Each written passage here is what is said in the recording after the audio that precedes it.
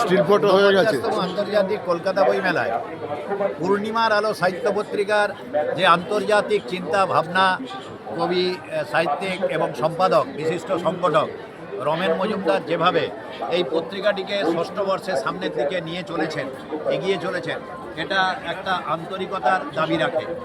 এবং ওনার দক্ষ সংগঠকের যে চিন্তা ভাবনা, যে অনুভূতি, যেভাবে উনি সমস্ত কবি, সাহিত্যিক, প্রাবন্ধিক বন্ধুদেরকে দুই মলাটের মধ্যে আন্তর্জাতিক পূর্ণিমার আলো সাহিত্য পত্রিকার মধ্যে বেঁধে রাখেন, দুই বাংলার কবি, সাহিত্যিক, প্রাবন্ধিক বন্ধুরা যেভাবে উন্মুক্তভাবে নিজস্ব চিন্তা, চেতনা এবং অনুভূতিকে তার সৃজনী কলমে যেভাবে ধরে তোলেন, এই পত্রিকার মধ্যে স্বপ্নের ঠিকানা ষষ্ঠ সংকলন, সেই দিশা কবি এবং সংগঠক, দক্ষ সংগঠক রমেন মজুমদারের কলমে কিন্তু উদ্ভাসিত হয়েছে। আমি এই স্বপ্নের ঠিকানা মানুষ আন্তর্জাতিক পূর্ণিমার আলো সাহিত্য সংগঠকে সংগঠনে যেভাবে স্বপ্ন তার নিজস্ব চিন্তা নিয়ে এগিয়ে চলে, স্বপ্ন একটা নির্দিষ্ট দিশা নিয়ে এগিয়ে চলে, এটা মানুষের মধ্যে ঘটে থাকে, এটা মানুষের অনুভূতির মধ্যে ঘটে থাকে, এটা মানুষের চিন্তা এবং তার মননশীল ভাবনা নিয়ে এগিয়ে চলে।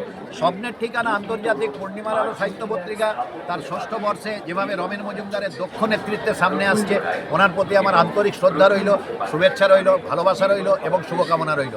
এই চিন্তাধারা নিয়ে আজকে এখানে শ্রদ্ধেয় দিলীপ রায়, শ্রদ্ধেয় বকুল বৈরাগী, নিগমানন্দ মণ্ডল সহ সমস্ত গুণী ব্যক্তিত্বরা এখানে আছেন।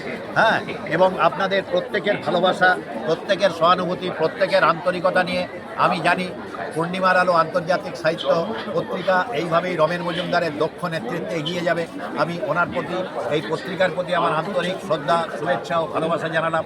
আমি আন্তর্জাতিক কলকাতা বই মেলায় আজকে আনন্দ প্রকাশন এই পূর্ণিমার আলোর যে স্বপ্নের ঠিকানার যে ষষ্ঠ বর্ষকে সামনে আনছেন তার প্রতি কৃতজ্ঞতা জানালাম।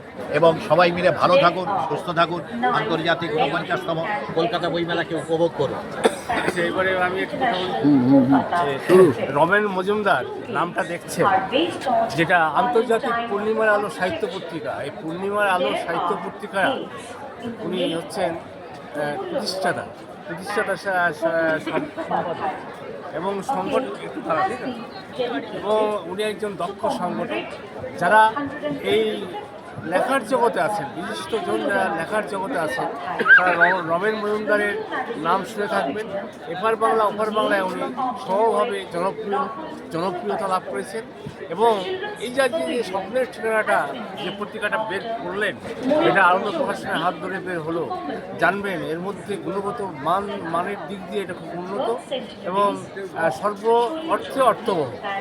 আর এই যে রমেন মজুমদার সবসময় তার ভিতরে চিন্তনে মননে সবসময় লেখা, যারা ডিজিটাল মাধ্যমে ঘোরাফেরা করেন, ইনস্টাগ্রাম, তারপরে ধরুন ফেসবুক এবং হোয়াটসঅ্যাপ ইত্যাদি, তারা রমেন মজুমদারের নাম শুনে থাকবে। রমেন মজুমদার একটা প্রতিষ্ঠিত সংগঠক, প্রতিষ্ঠিত লেখক, প্রতিষ্ঠিত সাহিত্যিক। আমি তার শ্রীবৃদ্ধি কামনা করি। আনন্দ প্রকাশনের কর্ণধার এখানে আছেন, নিগমানন্দ মণ্ডলকে শ্রদ্ধা করি।